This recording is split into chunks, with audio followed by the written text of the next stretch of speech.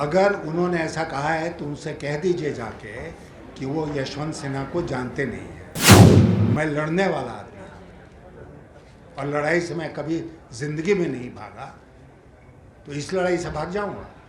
60 साल के बाद अगर मैं चुना जाता हूं तो बिहार का कोई व्यक्ति राष्ट्रपति भवन पहुंचेगा। नमस्कार, मेरा नाम आलोक है। आप लाइव स्ट्रीम देख रहे हैं। राष्ट्रपति पद के लिए चुनाव होने हैं। ऐसे में यशवंत सिन्हा, जो कि विपक्ष की ओर से राष्ट्रपति पद के लिए उम्मीदवार बनाए गए हैं, उन्होंने आज पटना में बड़ी बैठक की है, जिसमें तमाम जितने विपक्ष के विधायक थे वो मौजूद थे। नेता प्रतिपक्ष तेजस्वी यादव सहित तमाम जितने विपक्षी दलों के नेता थे, चाहे वो मदन मोहन झा हो, CPI के नेता हों या फिर शत्रुघ्न सिन्हा हो, वो सभी यहाँ मौजूद थे। उन सभी की मौजूदगी में बड़ी बैठक हुई है और यशवंत सिन्हा ने कहा है कि जो लोग ये कह रहे हैं कि महागठबंधन बिखरा हुआ है, विपक्षी एकता जो है बिखरा हुआ है, वो शायद जानते नहीं है। मेरा भी नाम यशवंत सिन्हा है। क्या कुछ यशवंत सिन्हा कह रहे हैं, जरा सुनिए। राजेंद्र बाबू के बाद 60 साल के बाद अगर मैं चुना जाता हूं तो बिहार का कोई व्यक्ति राष्ट्रपति भवन पहुंचेगा। 60 साल के बाद बिहार के लिए क्या अच्छा नहीं होगा और देश के लिए भी अच्छा होगा। तो इसलिए मैं कह रहा हूं कि अंतरात्मा की आवाज़ सुनिए और उसके अनुसार अपना वोट डालिए।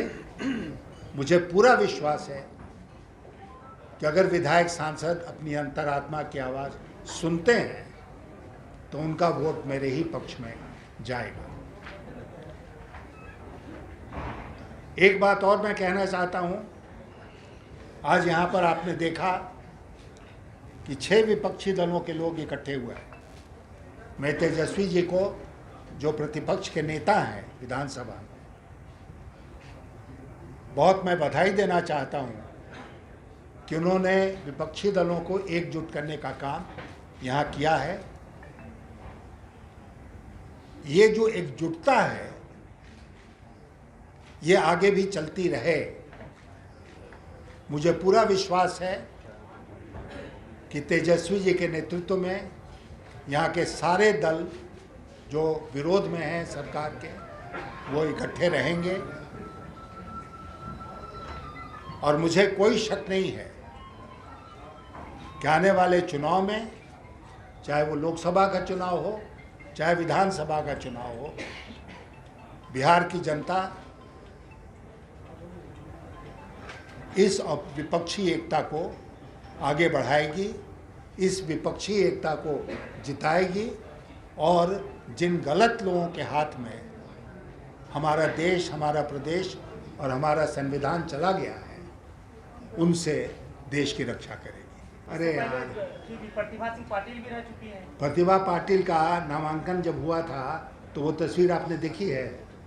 देखिए, बताइए ना, देखी है कि नहीं? मैं बताता हूँ आपको। प्रतिभा पाटिल जी जब नामांकन कर रही थी तो उस समय के प्रधानमंत्री जी डॉक्टर मनमोहन सिंह उनके बगल में बैठे हुए थे और वो अपना कागज़ उठा के खड़ी हुई और जो रिटर्निंग ऑफिसर है उसको उन्होंने अपना नामांकन दिया। ये रिकॉर्ड की बात है। इस बार आप चित्र देखिए जाके कि क्या हुआ। जब नामांकन हो रहा था तो द्रौपदी मुर्मू जी का नामांकन किसने दिया? Returning officer. पता है आपको? प्रधानमंत्री ने। क्यों उन्होंने खुद नहीं? हमने तो अपना खुद नामांकन दिया। सारे विपक्ष के नेता उस दिन मौजूद थे, सबके सामने हमने उठ के अपना नामांकन दिया रिटर्निंग ऑफिसर को। उन्होंने खुद क्यों नहीं दिया? प्रधानमंत्री ने क्यों दिया? वो जो एक तस्वीर है ना, वो चीखती चिल्लाती आने वाले भविष्य का संकेत दे रहा है। अब आप एक एक करके पूछेगा। आखिरी दो क्वेश्चन उसके बाद। सर, जेएमएम ने समर्थन की घोषणा कर दी है। बीजेपी हो या जदयू स्पष्ट तौर पे कह रही है कि आपको आशा छोड़ देनी चाहिए, क्योंकि विपक्ष भी धीरे धीरे करके कमजोर होती चली जा रही है। ऐसा लग रहा है कि विपक्ष कमजोर हो रही है राष्ट्रपति के चुनाव में। अगर उन्होंने ऐसा कहा है तो उनसे कह दीजिए जाके कि वो यशवंत सिन्हा को जानते नहीं है। मैं लड़ने वाला आदमी हूं और लड़ाई से मैं कभी जिंदगी में नहीं भागा, तो इस लड़ाई से भाग जाऊंगा। हाँ, आप पूछो। तो यशवंत सिन्हा ने अपनी जीत को सुनिश्चित बताते हुए ये उम्मीद की है, ये अपील की है कि सभी उनके पक्ष में आकर ही वोट करेंगे। बहरहाल देखना ये है कि राष्ट्रपति के चुनाव होने हैं, 18 जुलाई को वोटिंग होनी है। उससे ठीक पहले यशवंत सिन्हा ने अपनी बातें तो रखी हैं कि बिहार का ही कोई व्यक्ति 60 सालों के बाद, डॉक्टर राजेंद्र प्रसाद के बाद फिर से राष्ट्रपति बनेगा। क्या ऐसी उम्मीद है? देखना होगा। हमारे चैनल को सब्सक्राइब कर लें, साथ साथ फेसबुक पेज भी लाइक करें। धन्यवाद।